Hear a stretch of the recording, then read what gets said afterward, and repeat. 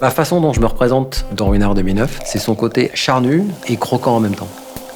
Je m'appelle Frédéric Panayotis et je suis chef de cave de la maison Ruinart.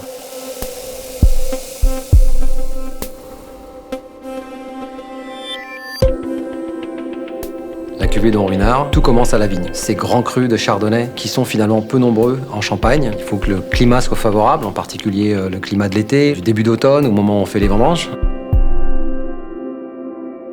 La chance de 2009, c'est un été très sec. Les raisins sont parvenus à une très belle maturité, dans un état sanitaire parfait.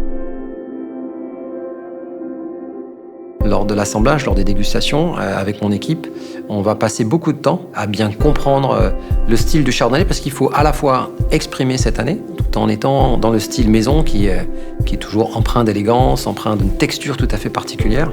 Et il faut que ces éléments soient présents cette année-là pour qu'on puisse décider de faire un millésime dans Ruinart.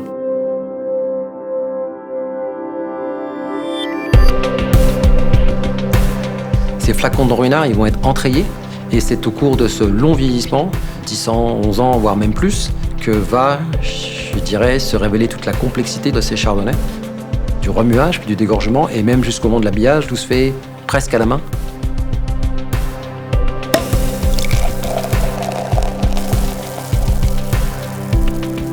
On voit cette couleur jaune, c'est une belle expression dans un fruit mûr, un citron jaune, l'abricot, les fruits blancs, avec aussi des notes dans un registre plus floral. Ce qui caractérise 2009, c'est à la fois cette belle maturité, mais en même temps cette fraîcheur qui a été préservée.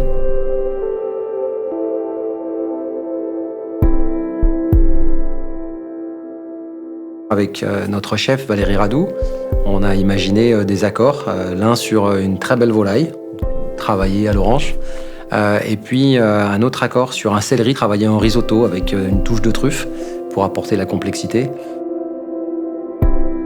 Autant dans le côté aromatique que les textures, on peut envisager des accords champagne assez incroyables sur ce millésime.